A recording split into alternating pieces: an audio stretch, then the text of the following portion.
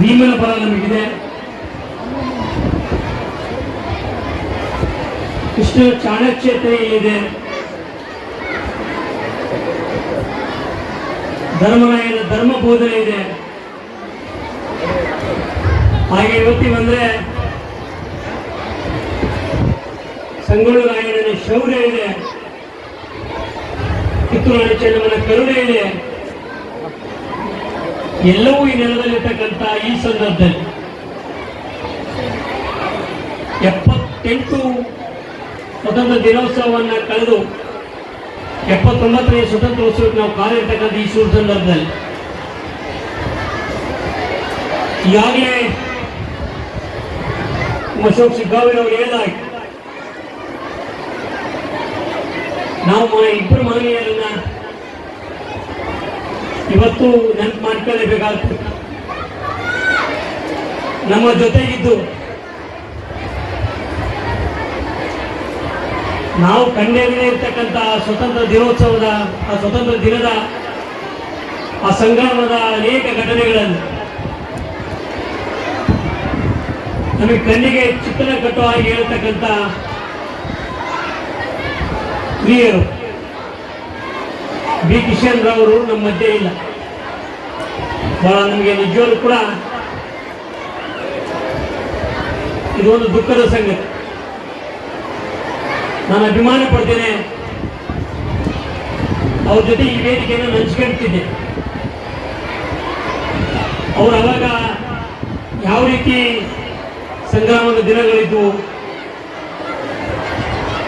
ಹೇಗೆ ಬ್ರಿಟಿಷರು ಎದುರಿಸ್ತಕ್ಕಂಥದ್ದಾಯಿತು, ನಂತರ ನಿಜಾಮರನ್ನು ಹೇಗೆ ನಾವು ಎದುರಿಸಿದ್ವಿ ಅಂತಕ್ಕಂಥದ್ದನ್ನು ಹೇಳಿದರೆ ಬಹುಶಃ ನಮ್ಮೆಲ್ಲರ ನರನಾರಿಗಳು ಆಕ್ರೋಶವನ್ನು ಇವತ್ತಿಗೂ ಕೂಡ ಭೂಮಿಯತಕ್ಕಂಥ ಕೆಲಸ ಆಗ್ತಾ ಇತ್ತು.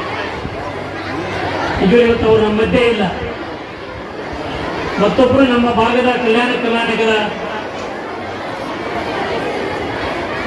ರೈತ ಬಂಧು ಶರಣಬಸವೇಶ್ವರರ 8ನೇ ಪೀಠಾಧಿಪತಿಯಾಗಿರ್ತಕ್ಕಂಥ ಅಪ್ಪ ಶರಣಬಸಪ್ಪನವರು ಕೂಡ ನಿನ್ನೆ ನಮ್ಮನ್ನು ಬಿಟ್ಟಾಗಲಿಲ್ಲ. ಆ ಇಬ್ಬರು ಮಹನೀಯರನ್ನ ಈ ವೇದಿಕೆಯಲ್ಲಿ ನೆನಪು ಮಾಡಿಕೊಂಡು ಇವತ್ತು ನಾವು ನಮ್ಮ ಮಕ್ಕಳಿಗೆ ಸುಭಾಷ್ ಚಂದ್ರ ಬೋಸ್ ಅವರ ವೇಷವನ್ನು ಧರಿಸ್ತೇವೆ, ಭಗತ್ ಸಿಂಗ್ರ ವೇಷವನ್ನು ಧರಿಸ್ತೇವೆ, ಮಹಾತ್ಮ ಗಾಂಧೀಜಿಯವರ ವೇಷವನ್ನು ಧರಿಸ್ತೇವೆ, ವಿವೇಕಾನಂದರ ವೇಷವನ್ನು ಧರಿಸ್ತೇವೆ. ಅಂದ್ರೆ ನಾವು ಅವ್ರು ಯಾರಿಗೂ ಕೂಡ ನೋಡಿಲ್ಲ. ಇತಿಹಾಸದ ಕಲ್ಪನೆಯಲ್ಲಿ ನಾವು ಅವ್ರನ್ನ ತಯಾರು ಮಾಡ್ತೇವೆ. ನಮ್ಮ ಮಕ್ಕಳ ಮೂಲಕ ನಮ್ಮ ಹಿರಿಯರನ್ನು ನೆನಪಿಸತಕ್ಕಂಥ ಕಾರ್ಯವನ್ನು ನಾವು ಮಾಡ್ತಾ ಇದ್ದೇವೆ ಅಂತ. ಬಹುಶಃ ಈ ಒಂದು ಸಂದರ್ಭವನ್ನು, ಇವತ್ತಿನ ದಿನವನ್ನ ನಮ್ಮೆಲ್ಲರ ಬದ್ಧತೆಗಾಗಿ ತಮ್ಮ ಜೀವವನ್ನು ಕೂಡ ಲೆಕ್ಕಿಸದೆ ನಮ್ಮ ಗಡಿಭಾಗದಲ್ಲಿ ನಮ್ಮೆಲ್ಲರೂ ಕೂಡ ಕಾಯ್ತಕ್ಕಂಥ ಸೈನಿಕರನ್ನು ನಾವು ನೆನಪು ಮಾಡಿಕೊಳ್ಬೇಕಾಗ್ತದೆ. ಹೇಳಿದ್ರು ನಮ್ಮ ತಹಶೀಲ್ದಾರ್ ಅವರು ಆಪರೇಷನ್ ಸಿಂಧೂರ ಅಂತಕ್ಕಂಥದ್ದನ್ನು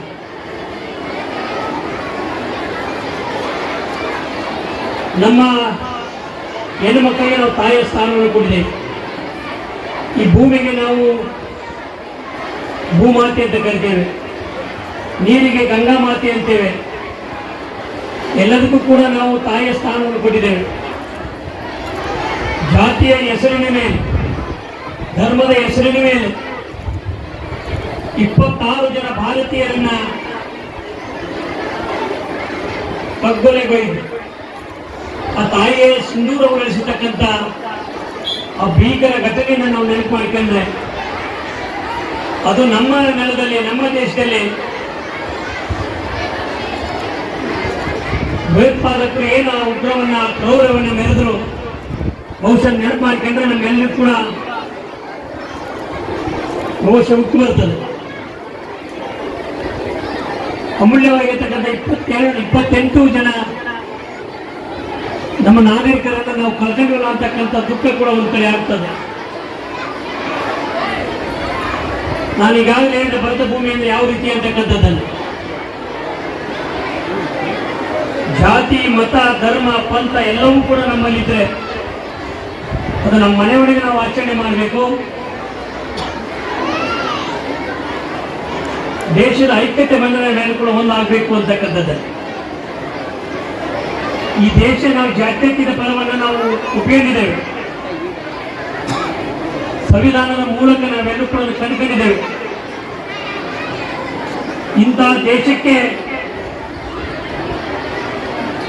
ನಮ್ಮೆಲ್ಲರೂ ಕೂಡ ಹಕ್ಕು ಬಾಧ್ಯತೆಯನ್ನು ಕೊಟ್ಟಿರ್ತಕ್ಕಂಥ ಒಬ್ಬ ನಾಯಕ ಯಾರಾದ್ರೂ ಇದ್ರೆ ಅದು ಬಾಬಾ ಸಾಹೇಬ್ ಅಂಬೇಡ್ಕರ್ ಅವರು ಅಂತಕ್ಕಂಥದ್ದು ನಾವು ಯಾರು ಕೂಡ ಮರೆಯಲಿಕ್ಕೆ ಸಾಧ್ಯ ಇಲ್ಲ.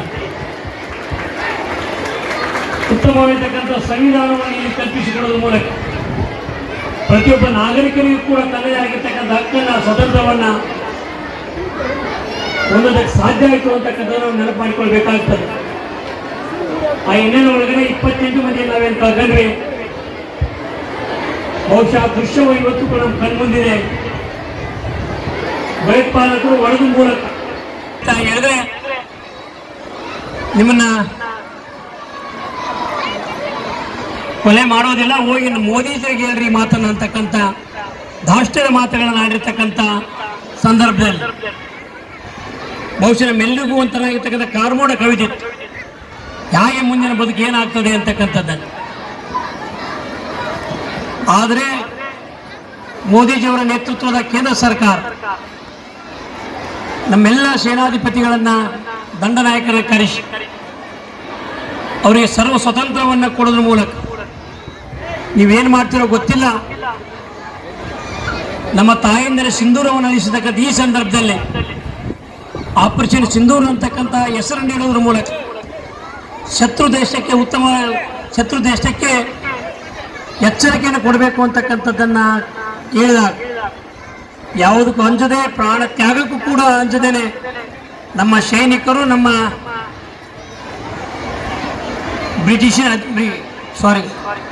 ನಮ್ಮೆಲ್ಲರ ಮಿಲಿಟರಿ ಅಧಿಕಾರಿಗಳು ಈ ನೆಲದಲ್ಲಿ ಅನೇಕ ಜನ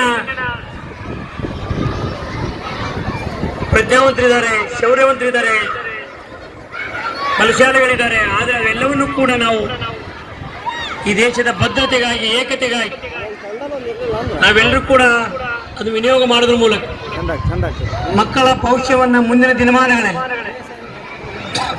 ಉಜ್ವಲಗೊಳಿಸ್ತಕ್ಕಂಥ ಕೆಲಸವನ್ನು ನಾವೆಲ್ಲರೂ ಕೂಡ ಮಾಡೋಣ. ಏನು ಈ ದೇಶಕ್ಕೆ ಪ್ರಾಣತ್ಯಾಗವನ್ನು ಮಾಡಿ, ಪ್ರಾಣಪ್ರಯಾಣ ಮಾಡಿ ಬಹಳ ಕಷ್ಟಪಟ್ಟು ಸ್ವತಂತ್ರವನ್ನು ನಮ್ಮೆಲ್ಲರೂ ಕೂಡ ತಂದು ಕೊಟ್ಟಿದ್ದಾರೆ.